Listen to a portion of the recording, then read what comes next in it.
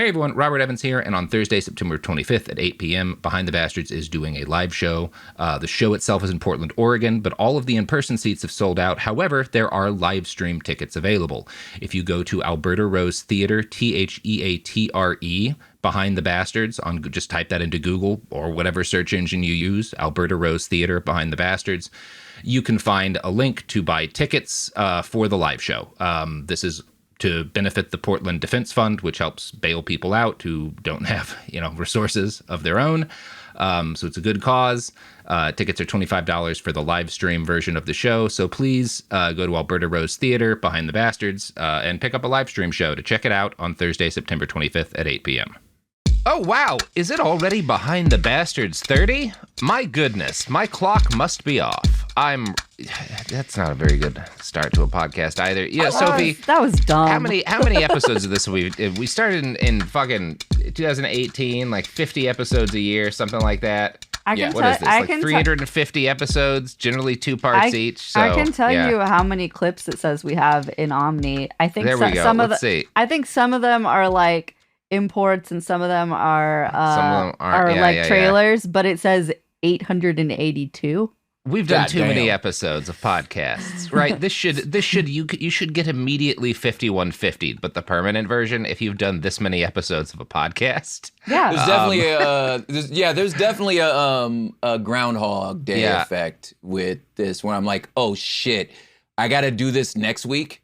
And every other week forever. That's what I signed up for. Okay. I mean, like, as jobs go, it's like upper tier, but also I do feel like a little infinite. It's a little infinite. It does make me want to do like a reverse Ronald Reagan where I become president just to lock myself up in a mental institution. Like just to be like, no one like me. And get Joe for goddamn sure, lock him up. Like, because if my brain is fried, like that motherfucker's was melted long ago. Out of here. Like he hit that point fucking 10 years back. Get us all off the streets.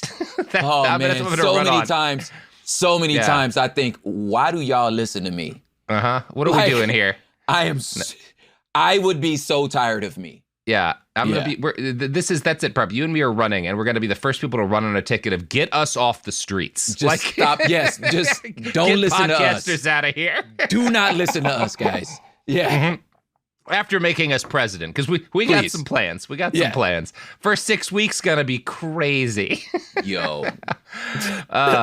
Speaking of people whose first 6 weeks in power were crazy, that actually does segue to the Nazis pretty well. Nicely done, you actually nailed that one. Yeah, that one worked out well. Accidental perfect. Yeah, that's a real swish first down. Wow. Touchback situation. Stop, please. It was very funny when the soccer episodes, I fucked up whatever a cap is, and people were like, I can't believe Robert got soccer facts wrong. I was like, guys, you're not coming to this for my knowledge of soccer. You're coming to this to hear about a fucked up guy who became a member of the SS. I told you up at the top, the soccer stuff is not going to be high fidelity soccer facts. Number one, and here's the thing. Like, I don't know if you know, but we American. Mm-hmm. And exactly. And he's a Texas me calling American. It football the whole time was a step. And you're a Texas American. Y'all stop talking about soccer after third grade. So that's illegal. That's illegal. Yeah, like you can't talk about soccer after third grade. They'll put you in prison. You'll do hard time for talking about soccer in Texas. Yeah.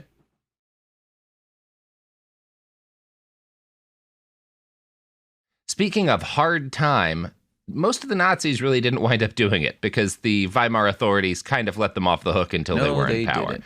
So we ended our last episodes. I mean, this is a winding story, but we talked about the establishment of the Tula Society.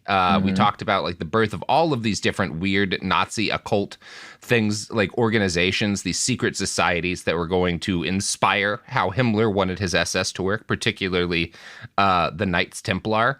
Oh yeah, the ghost alphabet. Von Liebenfels. Yeah, the ghost alphabet. That's all my that one, bullshit. baby. Yeah. That's my one.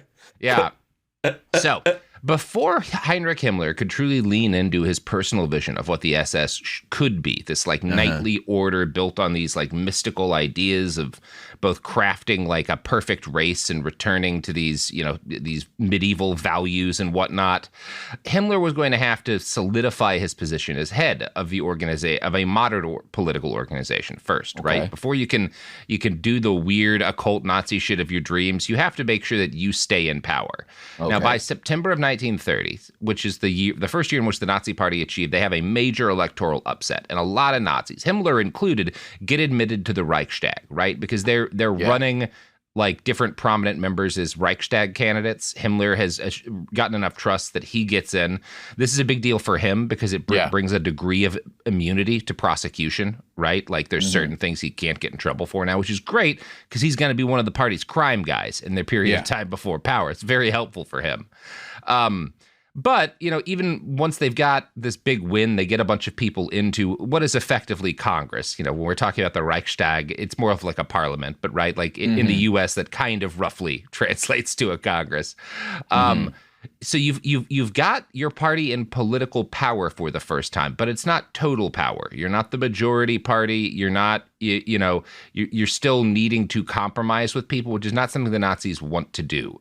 So you can't really rest on your laurels because you don't know if the next election is going to kick a bunch of your guys out, and if you're going to cross that threshold into actually taking total power. And while this is going on, Himmler's primary concern, where his eyes are focused and where the eyes of the SS are focused, are not outside at the communists and the social democrats. They're inside and they're facing the SA, right? Because the SS is still subordinate to the SA. And that's where all of the problems and all of the big conflicts had occurred, right? You know, the SS has gotten started because Hitler doesn't trust this large street fighting organization because there's too many other people who control it. There's too many local leaders who their group of guys are loyal to them, you know, more than they are to Hitler, right? And so that's why the SS gets power in the first place. And in this first year that Himmler's in power, his predecessors have each lasted about a year or so. And he doesn't know that he has no guarantee that he's going to keep the job forever, right? So he's got this dual job of trying to make sure he stays in charge of this organization. Otherwise, he can't do any of the cool stuff with it that he wants to do. And the way to stay in charge is to continually make himself useful against other guys inside the party. Now, the leaders of the SA at the time, these different brown shirts, because Röhm is still out of the country, so there's not like one guy who's running the SA. There's a bunch of local leaders who have differing amounts of power. And they'd all been snubbed by the party in the Reichstag elections. These guys had wanted seats too, but they're wisely seen by the Nazis in charge as like, okay, these guys are useful, but they're all like drunk assholes. It's the same way that like Enrique Tarrio is being treated right now. Yeah. Where like, even now that Trump is in charge, the government's pushing it back against his January 6th lawsuit. They clearly, they don't want to disavow him entirely. There's still some use to those groups, but also people don't want them that close to you, right? Yeah. Like, because they're dangerous and kind of unpredictable. And a lot of these guys are like violent criminals in a way that the kind of bougie money people that you're courting now as the Nazis don't really like. Yeah. And so that's the issue, right? Yeah. So I think that like I think Enrique Tarrio is the perfect example of this, to where it's just like it's that favor you really shouldn't call in, right? Because like there's the interest rate on this favor is higher than I'm willing to accept, and I really don't want to be seen with you in public. No, you know what I'm saying? But I do like the fact that you're down for dirty work. Like, they're the perfect example of that. Yeah, I can't think of any close friend of mine who doesn't have that guy. Right, where it's like, I know I could lean on you for certain things, but there's a cost. Yeah, there's a cost to this. Yeah, like if you pressed hard enough, where it's like, this is the nuke. Like, this is bringing in the dragons. Yeah, like if I were to do this, and I don't know, man, You really ain't rider of a dragon. That dragon is done with you when it's ready. Yeah. No, that's right. And a good example of that is kind of right after these 1930 Reichstag elections. One of the SA guys who's pissed because he got snubbed, he didn't get a Reichstag position, is this local SA leader named Stens. And Stens launches an SA rebellion in which he's like, my guys, my street fighters aren't going to back up the party. And in fact, he sends his stormtroopers to take over the Berlin Nazi Party office, which is itself guarded by an SS unit. And they have a street fight over this, which ends when the SS calls the cops, who intervene on their side, right? And this is probably less a result of law enforcement like picking one specific side for ideological reasons, and more SS guys are like sober. They tend to be better dressed and more affluent, and they actually have property law behind them, whereas all of the SA guys are a bunch of drunk petty criminals trying to break into a building. So like, of course the cops do what the SS says, right? Yes, totally. And like every clash between the SA and the SS, this is really a clash between Hitler and anyone in the party who felt like there ought to be a power center that isn't Hitler in the Nazi party. That's what the conflict is, right? Broadly speaking, because there's a number of different guys who launch these little internal rebellions, but it's all over the same thing, where they're like, I don't see why Hitler should be the only person people listen to. And Hitler's like, no, that's the point of being a Nazi. Yeah, I don't think you get it. Like, maybe you may have missed what we're doing here at Nazi Co. Maybe we weren't clear. Yeah. Yeah. I mean, this is the one time I'll say in Hitler's defense, but I think he was pretty clear. I thought it was pretty clear. I feel like I thought it was pretty clear that he was in charge. Yeah. The print is actually in 24 font. The fine print was a 1,000-page book called Hitler Gets to Decide Everything. Yes. So in the end, obviously Hitler wins, and Hitler wins in large part due to Himmler's help, because Himmler is operating this elite SS unit that's kind of able to head off and beat the SA ultimately in every one of these crucial power struggles. This ends with Hitler taking nominal direct leadership. So he's not actually in charge of either organization, but nominally they pledge loyalty to him of both the SS and the SA. And he gets declarations of loyalty from members of both organizations. This wasn't really a change for the SS because they were already doing that, but individual SA chapters were all basically independent orgs with independent leaders, right? And so now they've made declarations of loyalty, but that fact hasn't changed. They still have not gotten complete control of the SA.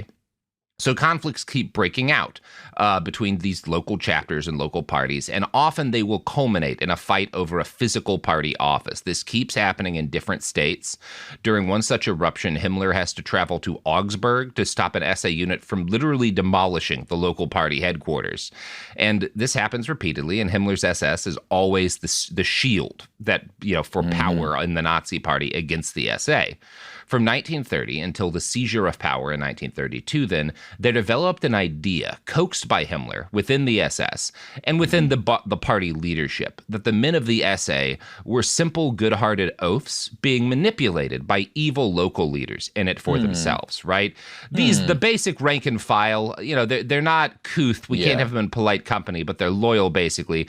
It's these leaders that are leading them astray. And Himmler positions himself and his SS as the only counter to the madness of the SA leaders. Hitler is so happy with how the SS performs and how Himmler performs that he awards the SS a motto: "Your honor means loyalty," which obviously I'm not going to try to say in German, but in the future, like the SS knives and stuff all have this on the blade. They've got this all like the SS releases a lot of merch, and this is on most of it, right? It's their like catchphrase, right? Your honor, say it again. Your honor means loyalty. Your honor means loyalty. Yeah. Damn. Yeah. That's unfortunately very catchy. Yeah. Oh no, you can. I mean, it's the same in any gang, right? And that's what exactly. You are talking about. Just kind of two different competing ideas of how to have a gang. Yeah. And the SS is a much more. It's smaller, but it's more loyal, and so you have tighter comms, you have tighter control over how people operate, you have more efficient logistics, and so as a result, the organization is better in this kind of a fight. I don't think the SS on its own would have been able to win the street war against the left. The SA was necessary for that, but the SS wins the war within the party, right?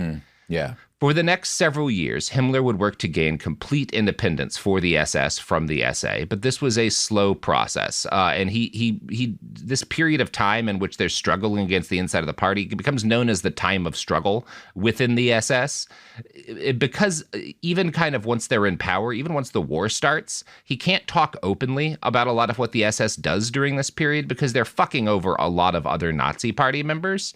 And so it's just sort of referred to colloquial as the time of struggle. struggle. And this is what makes the SS. The reason ultimately why there is an SS that becomes a state within a state, that has these independent military units and is running all of the concentration camps and is running Reich internal security and has all of the power that the SS does. The reason why the SS does the Holocaust ultimately is because of how they perform during this time of struggle. It's because they're able to beat the other side of the Nazi party in a war, right? Like that's effectively what brings the SS to prominence. Getting independence is a slow process, and it's hampered by the fact that Ernst Röhm in the early 30s returns from Bolivia, and Hitler appoints him SA chief again.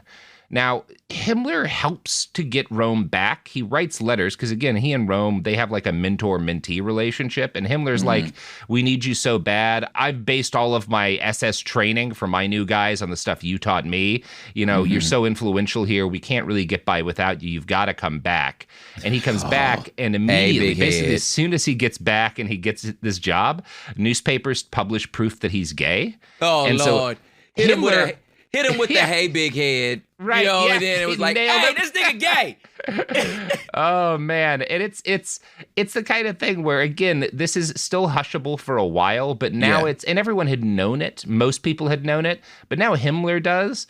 And he's able to use, while he's still kind of praising Röhm and pretending like, yeah, we're friends, we're tight.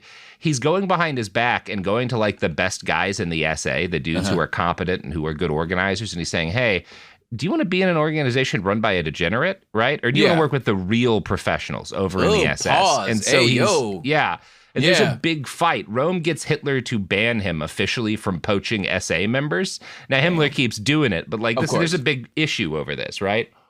I will say, as a side note, just more of a cultural touch point that probably me, Sophie, and the 7 melanated people that listen to this know, is...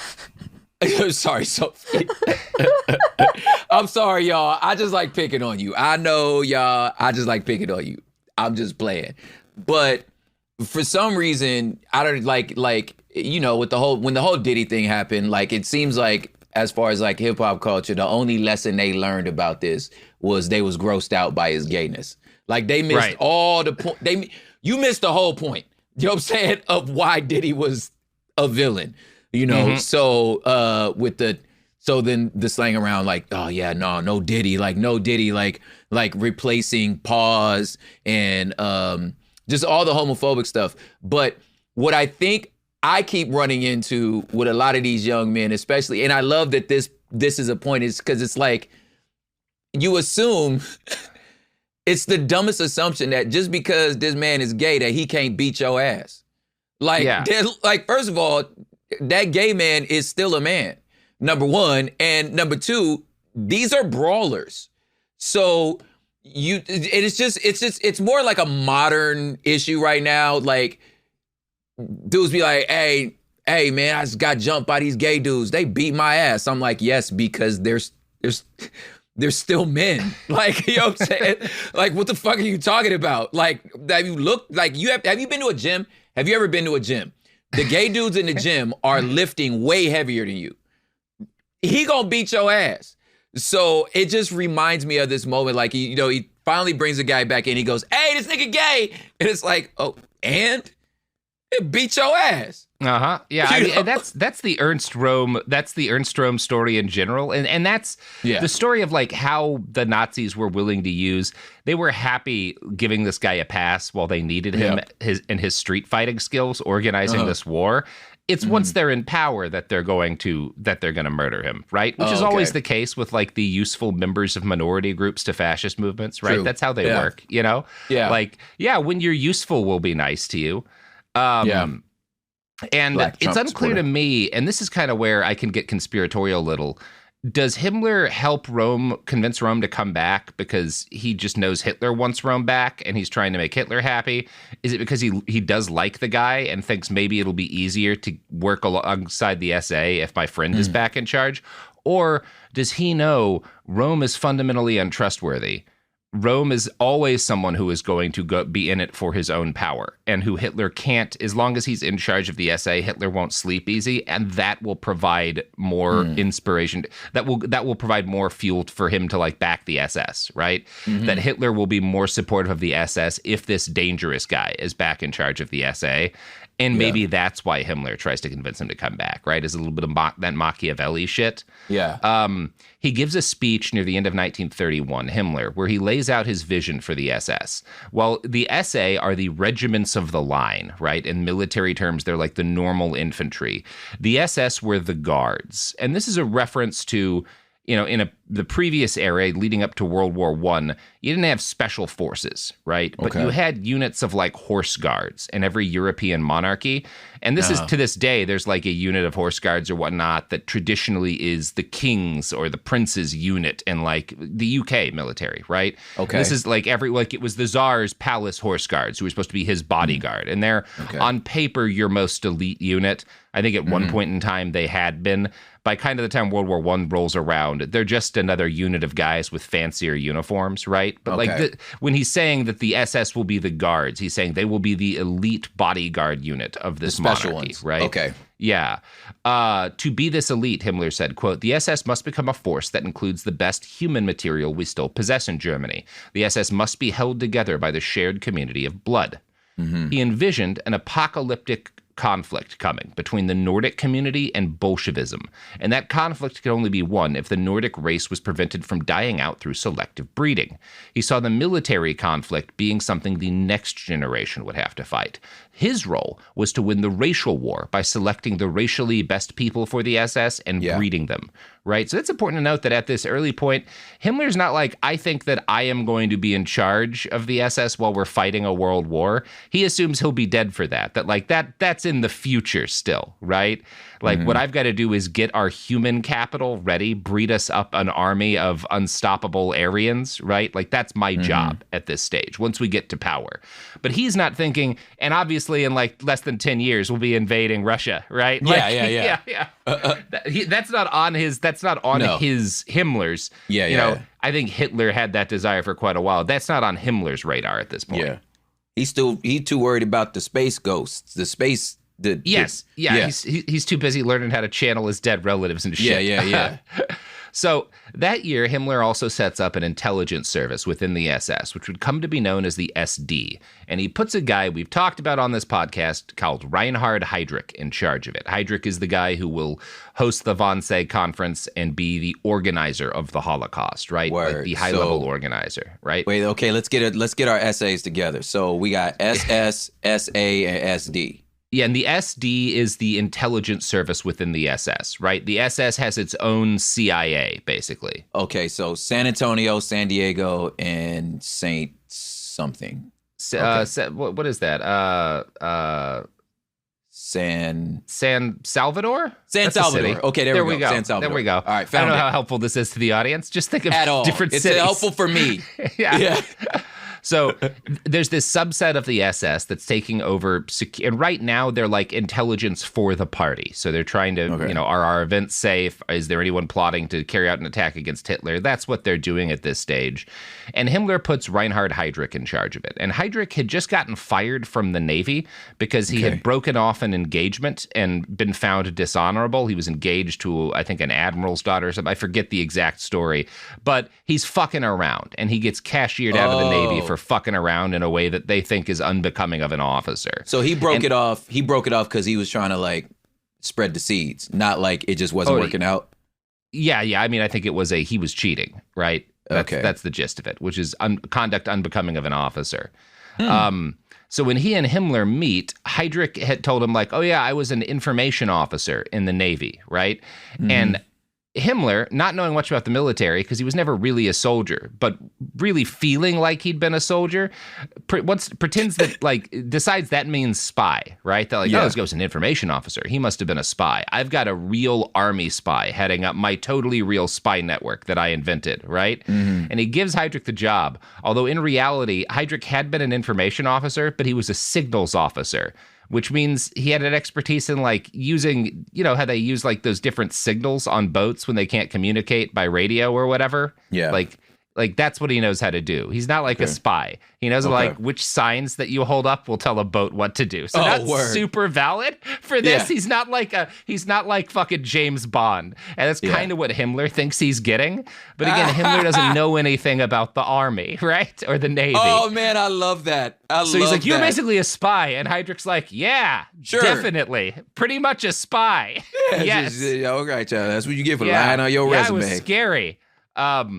As 1931 ended, the SS had grown to more than 10,000 members. So again, in the first 2 years, they go from a few hundred to more than 10,000. So he's done very well on this side of things. Yeah. Now, recruiting. Himmler talks a lot about how we're only hiring racially the best, but the racial qualifications at this point are just based on vibes, right?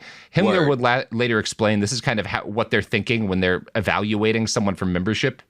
Because the candidate's face revealed clear traces of foreign blood, such as excessively protruding cheekbones. So you just kind of do they look like they're Nordic, or do I see some Slav in your face or whatever? That is so funny to me. You white if you kind of look white, right? Like you just gotta look. I know you look white, but you don't look like white. Yeah, like, you don't look like the right kind of white. I think there's some Italian right kind of white, there. homie. Like, yeah, you guys were born too near the Alps. Can't trust you. Man, some of you modern right-wing Nazis, boy, y'all wouldn't have made the cut, homie. Like, you ain't white enough for your whiteness. Heinrich Himmler shouldn't have made the cut. Look at him. Look at him. Literally. You ain't. Yeah, that's literally. Hilarious. Speaking of people who are racially pure, here's ads. Jesus, that was one of your worst. Yeah, that wasn't good.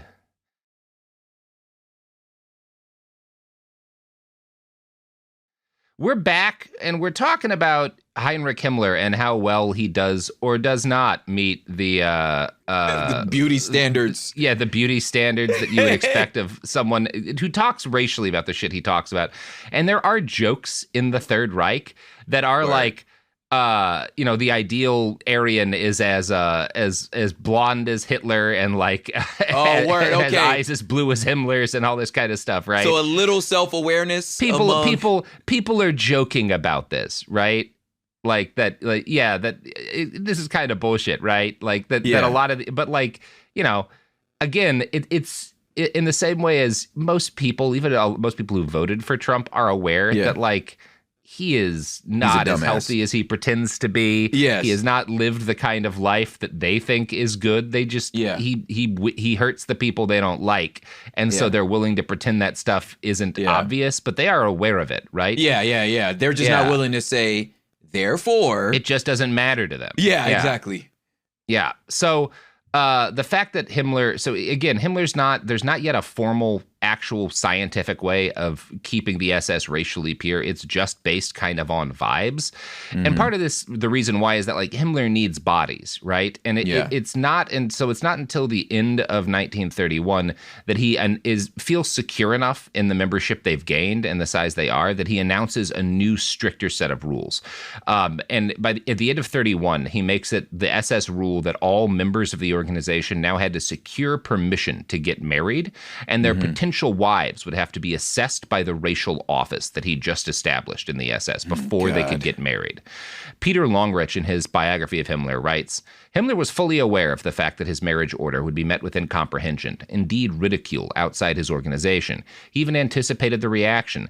The SS is convinced that with this order it has taken a step of great significance. Derision, scorn, and incomprehension will not sway us. The future is ours. So, like, we know people aren't going to be cool with this, but, like, what are you going to do about it? We're in charge now. And you voted to be a Nazi. Mm-hmm. The head of the new racial office was a guy in the SS, was a guy named Walther Dahr. And like Himmler, Dahr had been a farm worker, although he had been a farm worker for real as opposed to for a season. He'd written a book titled The Peasantry as the Life Source of the Nordic Race, and he was one of the first Nazi intellectuals to make the argument that the Nordic race had a lower birth rate than other races, which if not corrected would lead to extinction. Now, like Himmler, Dahr had become a believer in the Artemin theory of this like ancient warrior priests of Wotan, and the two had first met through their interest in mysticism. They're both big, why don't we get away from Christianity and adopt Wotan worship again, guys? In 1932, the SS adopted its now infamous double lightning bolt symbol, right? And these are actually, this is, you can close your eyes and picture the SS. It's a very successful logo.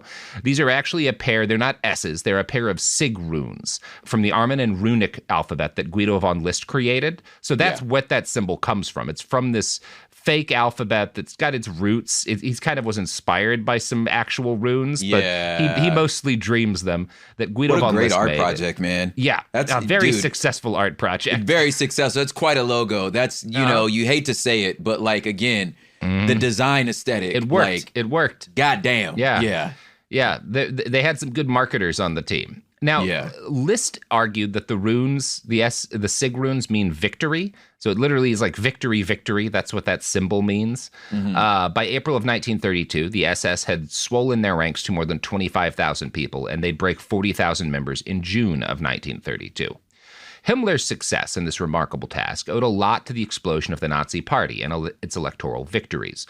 Tons of conservatives and otherwise apolitical rich people saw which way the wind was blowing. Now, for some of them, just joining the party is enough, but some of them are like, I think I want to be, if I just join the party, that's going to be the norm soon, and I'm comfortable being an elite. And the SS offers these guys a ready-made way to set themselves apart as members of the elite in this new order. Oh, you want to stay elite? Well, just join the SS, baby. As long as your background's pure Nordic, we'll take you, and then you're automatically in the upper echelon of the new society that we're building, right? Word. And, if maybe your background isn't as racially tidy as Himmler might normally want, that could be a problem, or the SS always has benefit funds that can use donations, right? Oh my God. Maybe you give some donations and maybe the SS, maybe we find that your racial history is better than we thought it was, right? We've always been movable on this. You have the story of guys like von Litz just deciding to become nobles and whatnot, right? Yeah, maybe that Dane blood is not so Daney, Maybe that Celt blood is a little bit more Nordic, Yeah. So while the Taita history certainly helps Himmler out in expanding the SS's size, I don't want to ignore his actual talents as an organizer, because those are integral to the SS's success. Heinrich is not a passive figure in this recruitment boom. He has particular skill at finding a certain type of young man in the party and actively grooming and recruiting him for the SS. Heinrich's ideal recruits are fuck-ups. Right? These are guys who generally come from his echelon of society, middle class, upper middle class, but they haven't succeeded, right? And so they've got very little going on, but a burning need to feel important. This feeling that I am owed more in society. And guys like this, Himmler realizes, will be fantastically loyal to any organization that plucks them out of obscurity and promises to make them important, right? Mm-hmm. If you can find guys like this and put them somewhere and say, now you matter, they'll do anything for you. Because what matters most to them is having status. Yeah. Longrich provides several examples of the kind of people Himmler's recruiting in his biography of Himmler. One local SS leader is a guy named Kurt Wittge, who's a former Reichswehr officer, that's the army after the war, but who gets shit-canned from his army job for homosexual activities. Now, he hides that he's been discharged for this when he joins the SS, but Himmler finds out about it, and he's fine to take this guy because the fact that this man is like a capable organizer and whatnot, who has a shame that he wants to keep hidden, that means Himmler can trust this guy, right? Because Himmler's got something hanging over his head. Yeah. Another recruit was Friedrich Jeckelin, who is a World War I veteran who had married a rich woman, but her father had cut him off from the family money.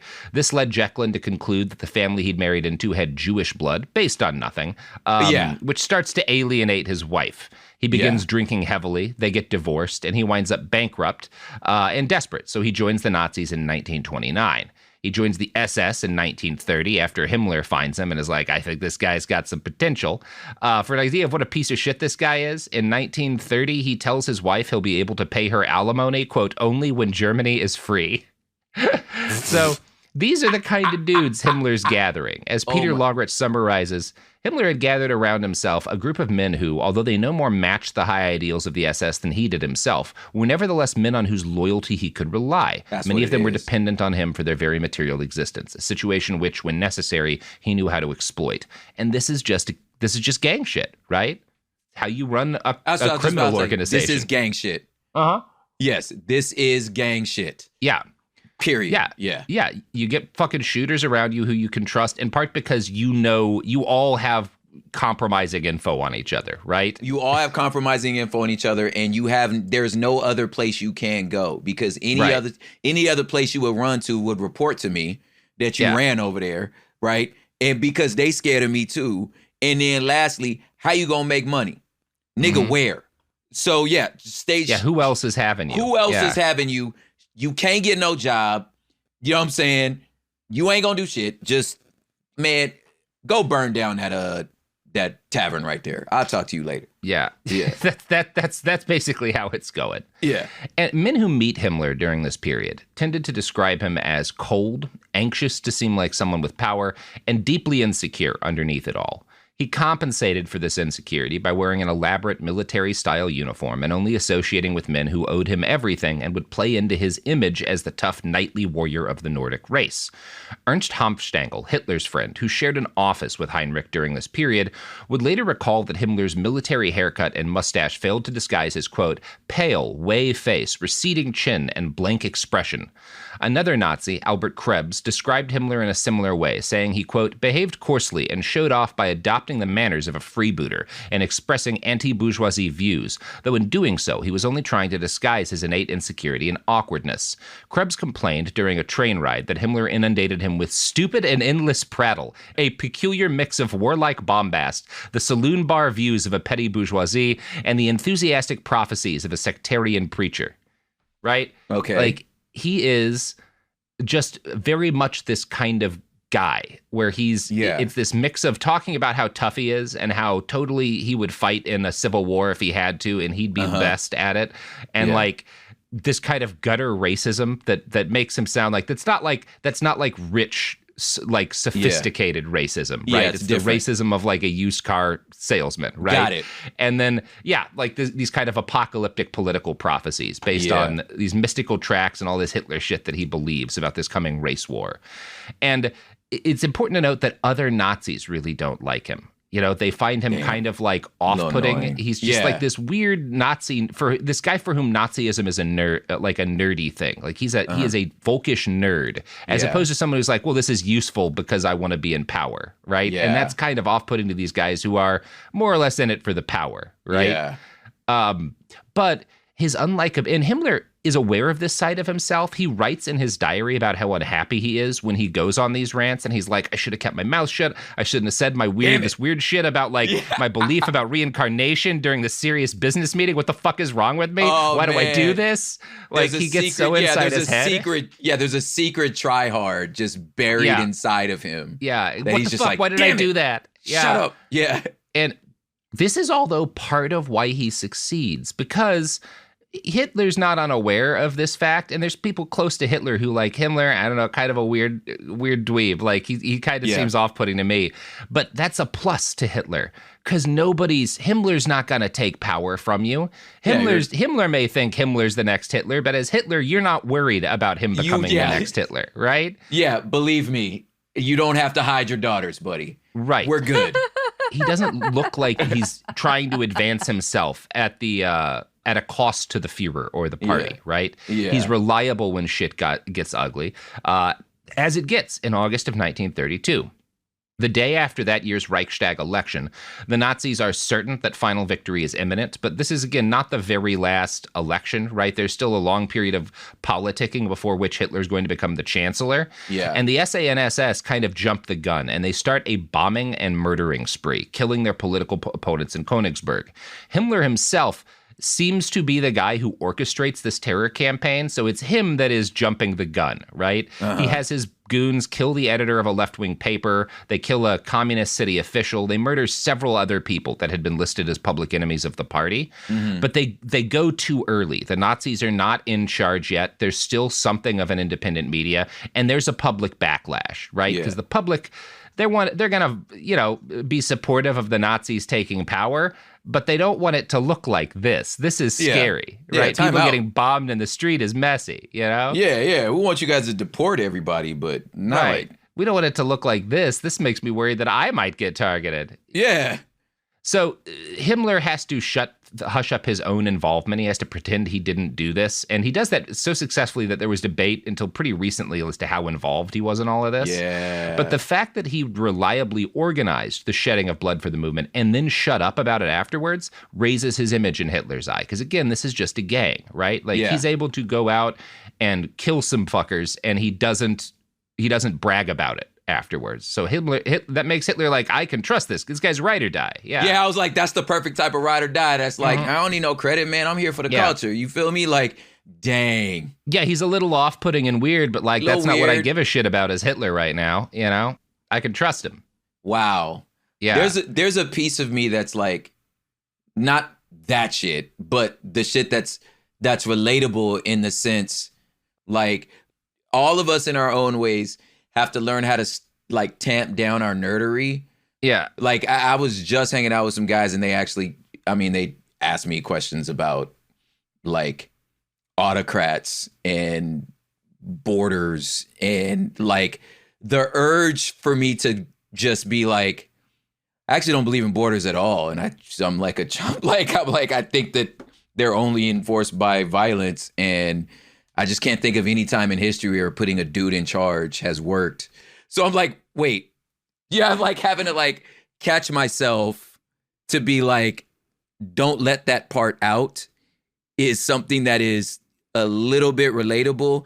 The problem is, I mean, the difference obviously with this dude is like what he does let out is the racist murder. Well, yeah, it's like, what I don't want to let out is there's certain people that don't need to know too much about how much I like Warhammer 40,000. And the thing that he's trying not to let out is that he believes he's the reincarnation of a dead prince from the year 1000. Yes. And these guys were like, I just wanted to kill communists. Was there more to it than that? Yeah, were we all on this weird magic shit? Yeah, Sophie right now could rattle off the statistics of Summer League for the Lakers. And I'm like, I want to know that. Oh, get her talking about Twilight. Jesus. You want to give her a Heinrich Himmler moment? Yeah. Come on now. But you know better is the point. Is like, nobody wants to know this. Like, it's fine. Yeah. And Himmler doesn't have that filter in his head, right? And he just kind of assumes at a certain point that like anyone high up in the party is into this shit, and they aren't all. Yeah.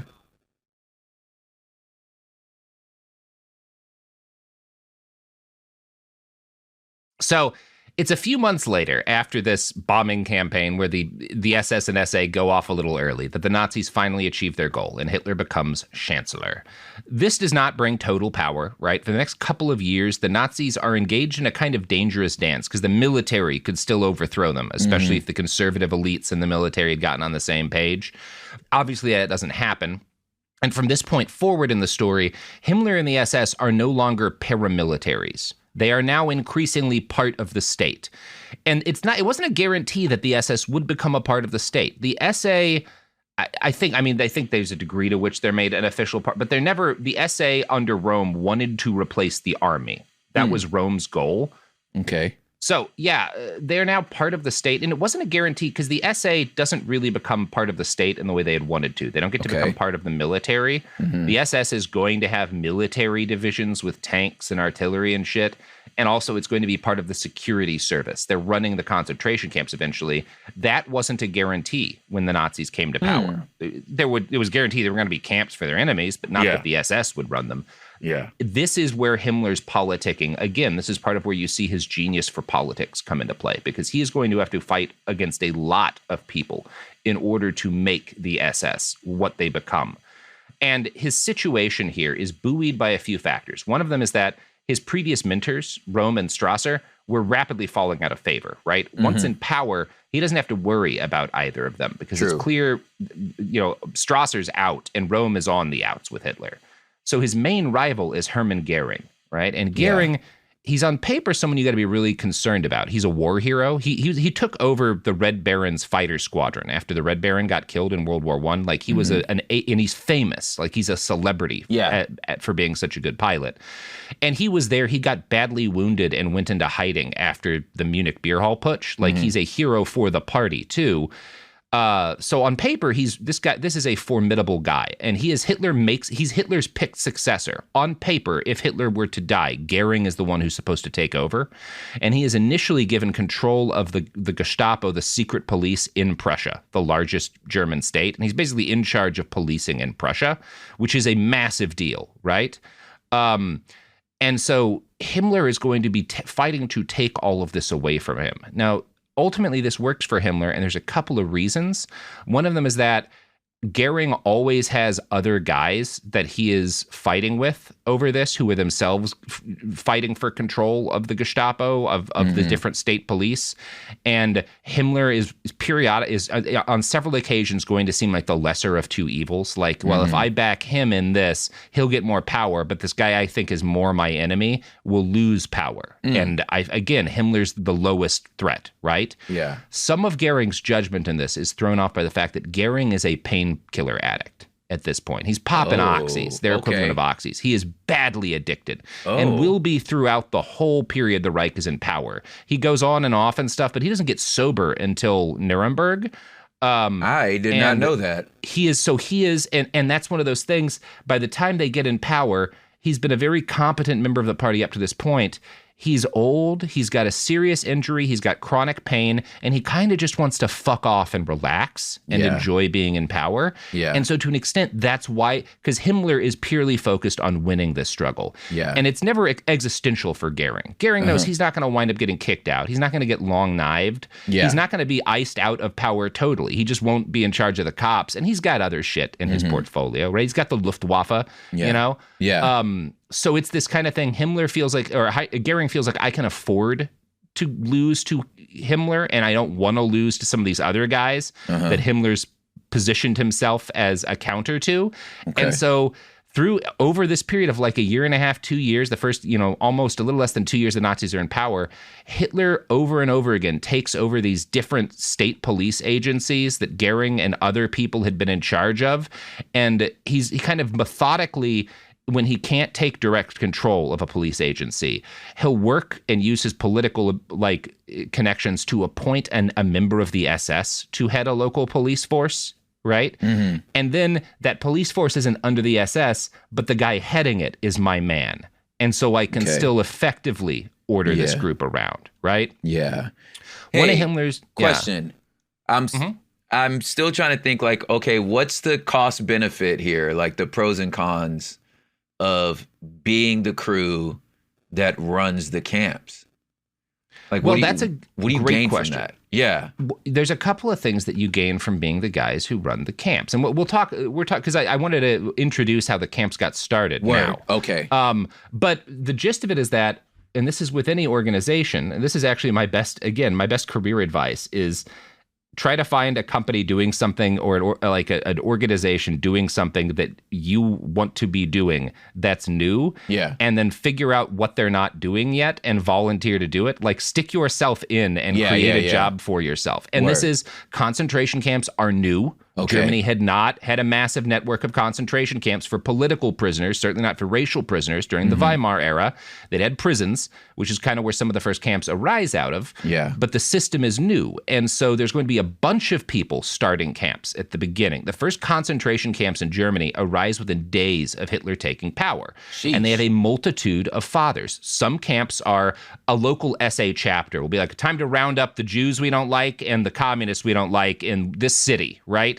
And we'll, there's this old school that no one's operating. We'll just break in, we'll throw them in there, we'll board it up and lock it up, and we'll beat and murder a bunch of them. We'll keep them in there for a couple of weeks or whatever, right? That's a wild concentration camp. Those are what they're called. Okay. So they're often not all of them are officially part of the government, because again, it's just some of them are just the SAs doing it. Yeah, so right? Those are the indie bands. All right. Those are the indie bands of concentration camps. And some of them are created by local police. There's these police agencies, and they wind up or had already been run by Nazis. And once Hitler's in power, they're able to be like, all right, let's start rounding up people, and we'll take over these buildings, these old government buildings or whatnot that we weren't using, or whatever, wherever we're putting them, we'll put people in a camp. We'll murder some of them. We'll torture the others. others. And the SS creates some wild concentration camps of their own in this period, using, they've got the SD, this intelligence service. So Heydrich's saying, we should grab these people in this state, and they're doing it. And so you've kind of got the SA and the local police and the SS all running some camps of their own, but none of them super official. And Himmler knows we're going to keep doing camps, and we can't keep doing it this way. The Nazi state can't just have random wild concentration camps run by whoever. That's just not acceptable. We're going to need an organized system to destroy our enemies, and the SS needs to have total control of that system, right? And he sees this as within the SS's purview because they're a knightly order with the goal of birthing a purified Aryan race, and part of doing that is going to be getting rid of the people who should not be breeding, right? And a camp's a great way to do that. The bones of what become the official camp system start in police institutions established by the liberal Weimar government. One such organ was the Munich Political Police, who had been ordered during the Weimar era to combat political extremism, and because they're cops, that just meant fighting communists, right? Yeah. And so when the Nazis take over, Heinrich puts Reinhard Heydrich in charge of the Munich Political Police, and they start arresting people, social democrats and communists and other leftists. This is primarily political at first, and they use what they call protective custody, which is a legal term that allows them to arrest their political enemies and intern them in camps under the guise of keeping them safe, right? Dachau is established as the first formal concentration camp in order to hold people in protective custody. Himmler explained the term in a press conference. I have made quite extensive use of protective custody. I felt compelled to do this because in many parts of the city there has been so much agitation that it has been impossible for me to guarantee the safety of those particular individuals who have provoked it. I must emphasize one point in particular. For us, a citizen of the Jewish faith is as much a citizen as someone who is not of the Jewish faith, and his life and property are subject to the same protection. We make no distinction in this respect. So you see, they still got to pretend, no, Jews are still citizens. Wow. Because a lot of the leftists and whatnot they're going after are Jewish, right? They're not targeting people primarily just because they're not randomly grabbing random Jews off the street for the most part. Yeah. That does happen. Yeah. They're mainly focusing on people who are politically opposed to them. But if you're Jewish and a political enemy, that'll get you to the front of the line. Oh, that's double trouble. Yeah. And you'll be a lot more likely to get murdered, obviously. But he's saying like, no, we're arresting these guys because they're political agitators, but we want to keep them safe. We have a responsibility to these people. So we got to lock them up in Dachau for their own good. Oh, yes. Dachau begins operating in March of 1933. This is very soon after Hitler takes power. Yeah. It is operated at first by the Munich police, but in April, using his authority as head of the Bavarian political police, Himmler gives the camp to the SS, right? So he puts Heydrich in charge. Dachau is established as a Munich police concentration camp. And then in April of 33, Himmler gives the camp to the SS. Lowerich writes that, quote, immediately after taking over the camp, the SS indulged in an orgy of violence, which cost 4 Jewish prisoners their lives. Subsequent investigations revealed that the camp commandant, Hilmar Wackerl, had issued special regulations, according to which martial law was to prevail over the camp. There was a camp court over which he presided, and which could even pass death sentences. So the SS takes over. They immediately just start executing Jews. And this commandant Wackerl is like, well, it's, we had a court. I'm the court. And I said they could do it. Listen, we have a process, and the process is asking me. Yeah. And I said he wouldn't be down. I said it's cool.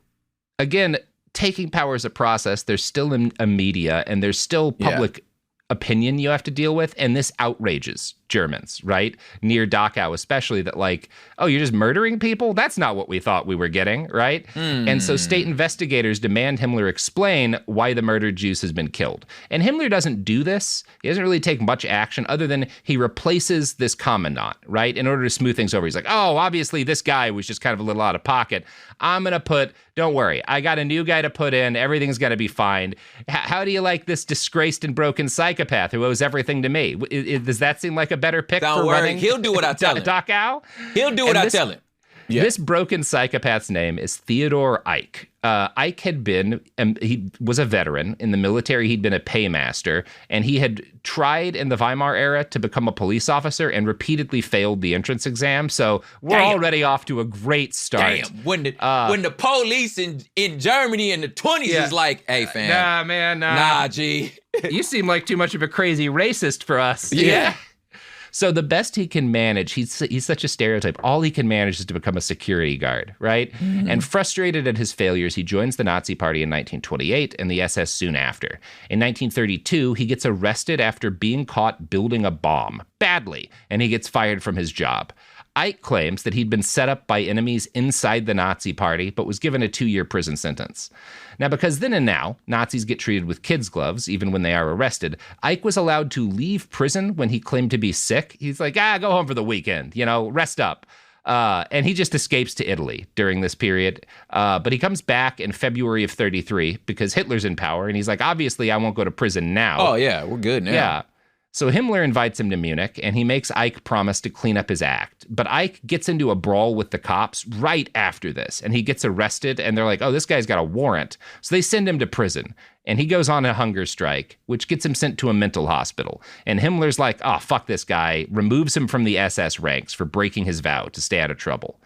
Now, luckily for Ike, the director of this clinic, this mental hospital that he winds up in, is a Nazi. He would later help run the T4 euthanasia program, and this Nazi murderer declares Ike sane. So Himmler's like, well, if you're sane, welcome back to the SS. How would you like to be commandant of Dachau, right? We're good. I mean, look, the doc said we're good. Wow.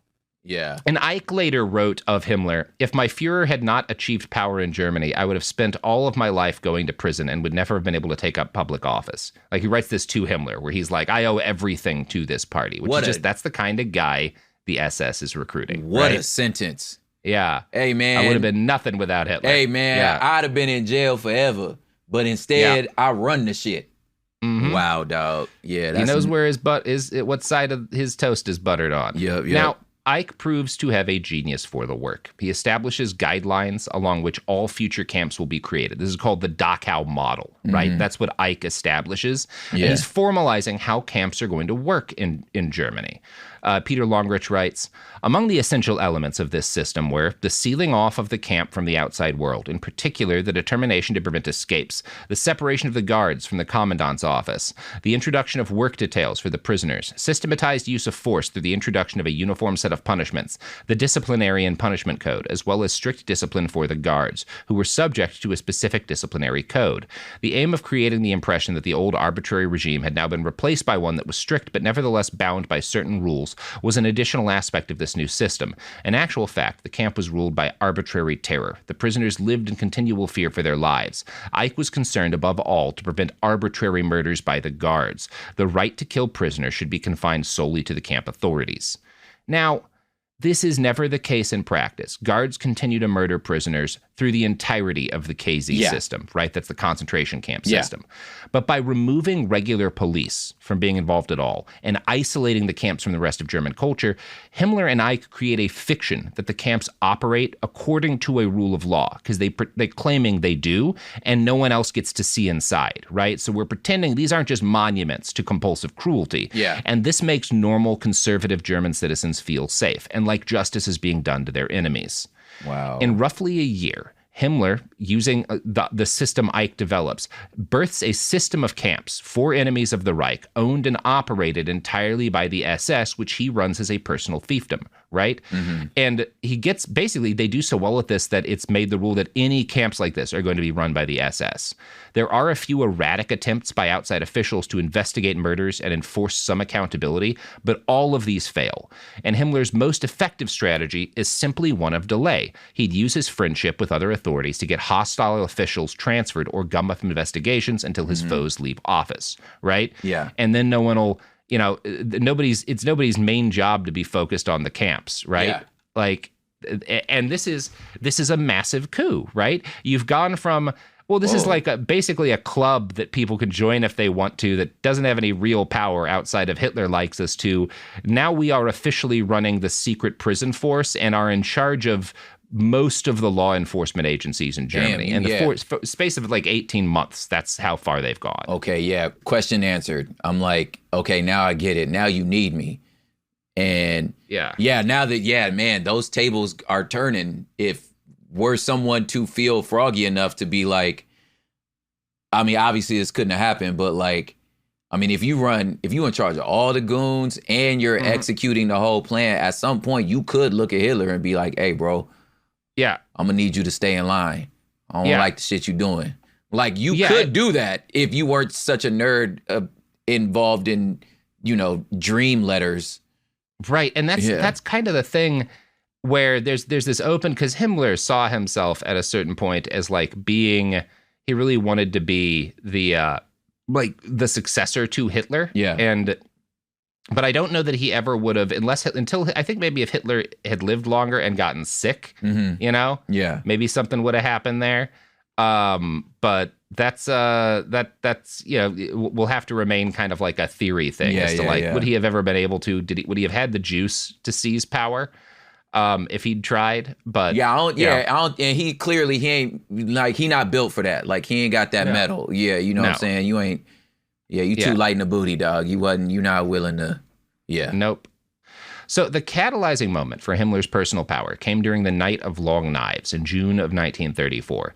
He'd succeeded in becoming probably the most powerful man in German law enforcement by this point, and in the spree of killing that followed, he'd helped eliminate not only his former mentors, Strasser and Röhm, but dozens, probably hundreds, of other Nazis and conservative political and military leaders, right? This is when, all you guys who thought you were kind of on our side, but you weren't totally bought into the whole Hitler thing, we'll just get rid of you if we think you might cause a problem, right? Yeah.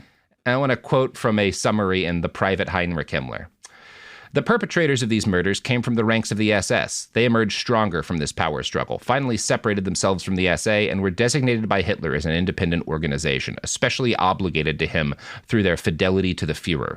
Himmler was proud of the intimidation tactics of the SS. In November 1935, he stated in a speech, "There are many people in Germany who are sickened when they see this black uniform. We understand that, and we do not expect to be loved by very many." Oh, yeah, that's a badge of honor right there, to be like, Yep. You know what I'm saying? I know we got a lot of haters. I know, you know what I'm saying? Everybody ain't built like us. Man, whatever. Yeah. But you need to be scared, because that's our job now, right? Yeah, exactly. We were always the internal guard against the party, against people in the party who might be critical of Hitler. Yeah. And so you should be scared of us, motherfucker. That's why we have power. Yeah. In 1936, Himmler is appointed chief of all German police directly by Hitler himself. Now, this was a product of how deftly he'd maneuvered the SS as an instrument for internally policing party members. Because the SS had proven so reliable, Hitler allowed him to begin establishing armed SS units in different cities. The initial justification was always the need to protect Hitler from the enemy within. We've got to have standing armed units ready in key locations in case there's an internal coup or whatnot, and we need to mobilize guys to protect Hitler right away. Yeah. Himmler is obviously so weak and unthreatening that most of the men like Goring, who should have treated him as a rival, considered him a useful idiot, right? Someone, I can let this guy win some power. He's not that dangerous. And then eventually this guy winds up with a lot of power. Yeah. Himmler also succeeded by never ruffling the boss's feathers or making himself too much of a character in the media. One of his occult mentors, von Liebenfels, fell out with Hitler for the simple reason that he'd written about a lot of Hitler's favorite racial theories before Hitler did, right? We just walked out how Hitler and Himmler were both inspired by this guy's nonsense, and Hitler can't have that guy around once he's in power, because then people are going to be like, well, these ideas were someone else's before they were Hitler's, and that's simply not acceptable, right? Yeah. Another guy, one of the guys we've talked about, a Nazi mystic who fucked up, was Sabotendorf, the founder of the Tula Society, right? This is the guy who founds the organization that Dietrich Eckart, founder of the Nazi Party, is in. Yeah. This group, which is how Himmler first gets really tied to a lot of these people. Sabotendorf becomes persona non grata in January of 1933 because he publishes a book about the Nazi Party before Hitler. Because Sabotendorf is there when Eckart is creating the original party. And he's like, oh, people will be interested in the fact that there was a Nazi party before Hitler. And Hitler's like, they absolutely won't. No, and the just fuck in case, they won't. I'm banning your book, right? Yeah. Absolutely not, bro. Yeah.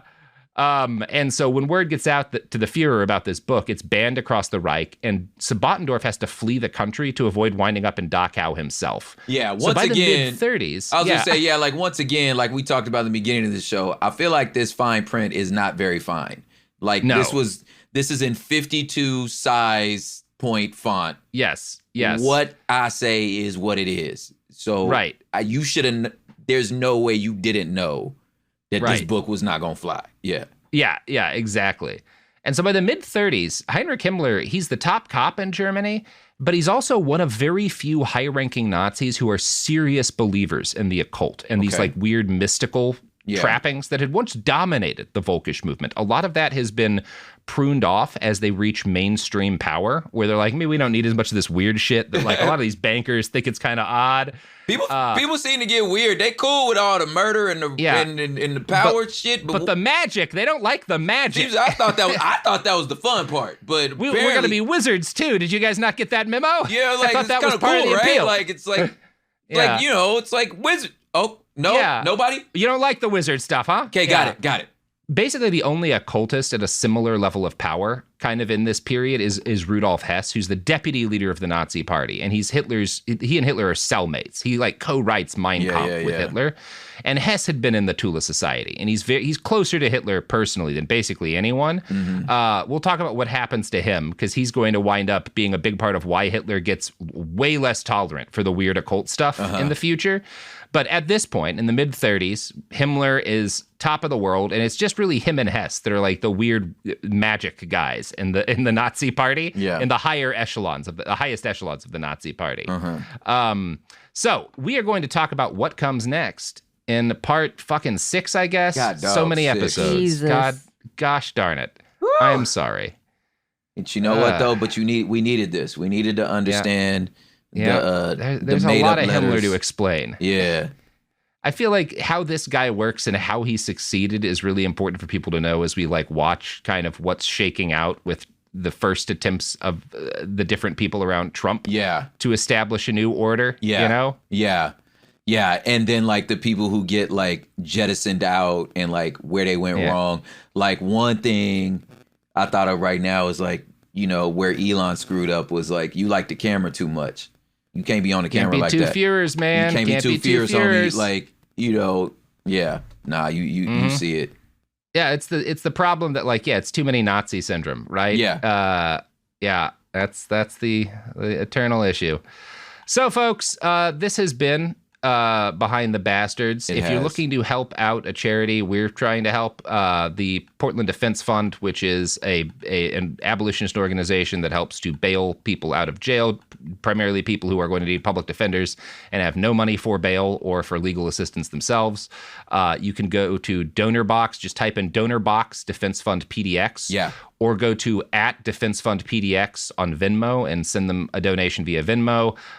They are an actual 501c charitable organization, C3 charitable organization. So, you know, it's tax deductible, all that good stuff. Please help them out @DefenseFundPDX on Venmo. DonorBox Defense Fund PDX. And then Prop, obviously. You got a pluggables to plug? I do, man. By the time this came out, I think the thing I'm pushing now is I don't know if it's a surprise album as much as I just didn't do any pre-promotions, but it's a poetry album. I finally made like a whole album of poetry. It's called The Beautiful Endling, and it's kind of around, you know, a lot of the Mission to Cool Zone where it's like, okay, look, dude, we're at the end of something. Like something is dying right now, but what can come from this can be beautiful. So like that's kind of what this poetry is about. I realized that you and Sophie don't know that either. So like, wait, I need to send y'all the poetry album. Yes, please. Yeah. So that's kind of what I'm pushing now. You know, and also Terraform's back. The cold coffee, please order that. That's on my website, and everything's at Prop Hip Hop. Dope. Excellent. All right, check out Prop. And check out the remainder of this series, which is somehow still going on. Still going. Still Himmlering, baby. Jesus Christ.